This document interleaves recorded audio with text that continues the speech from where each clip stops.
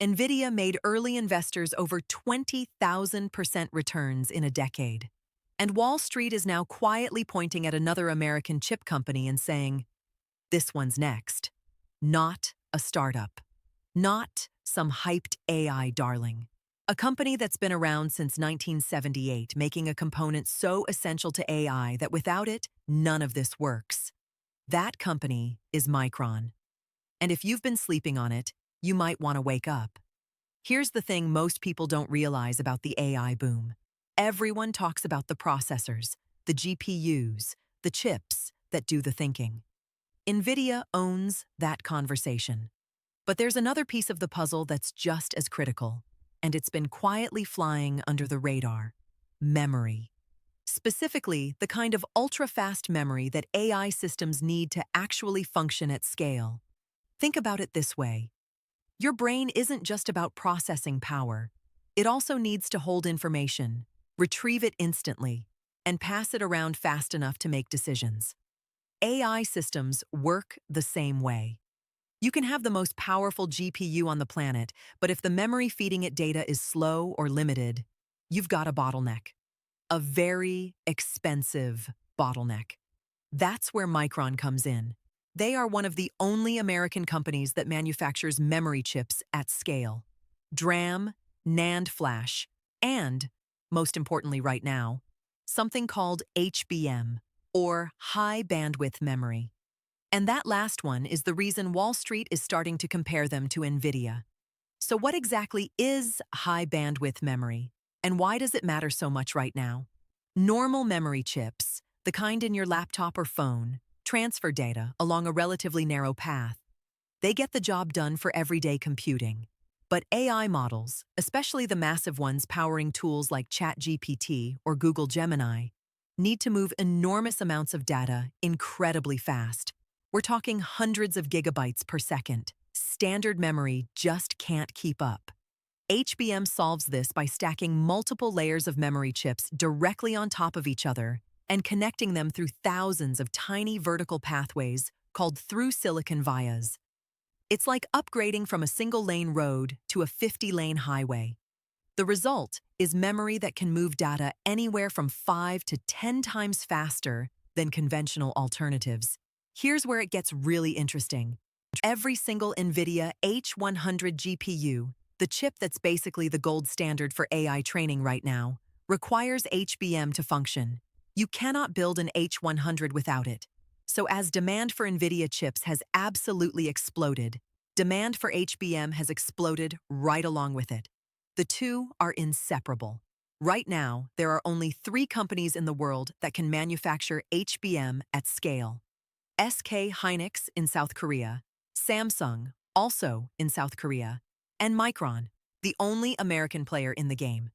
And here's the kicker. Micron is actually the newest entrant to HBM production, which means they have the most room to grow market share. In 2023, Micron had almost no HBM revenue, essentially zero. By the end of 2024, analysts were projecting HBM could represent billions in revenue for them annually.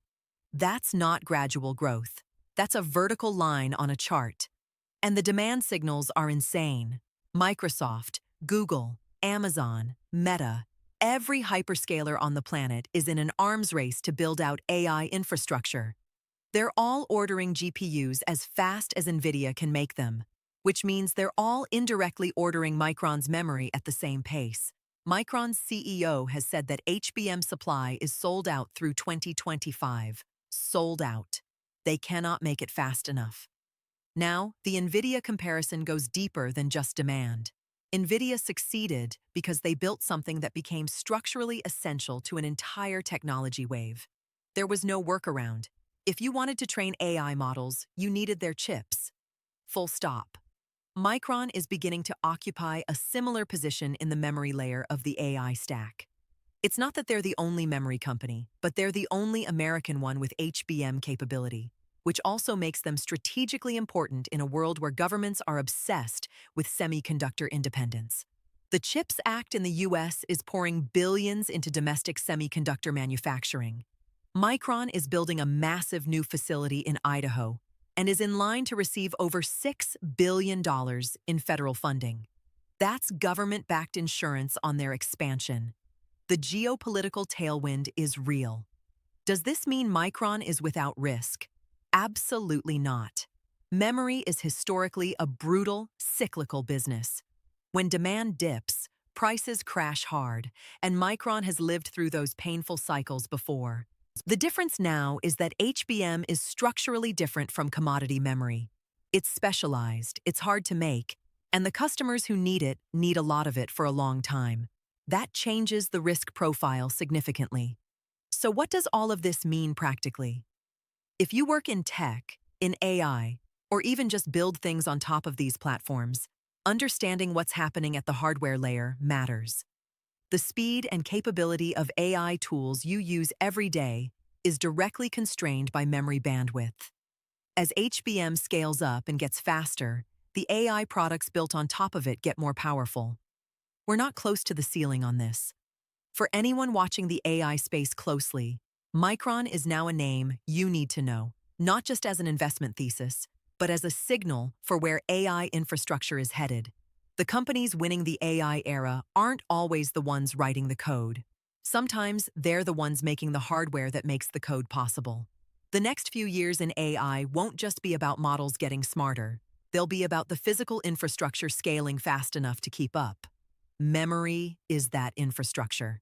And Micron is right at the center of it. And if you're a YouTube creator yourself, check out CPMS Scout at cpmscout.com. It shows you exactly which topics pay the highest CPM so you can make smarter videos. Link in the description.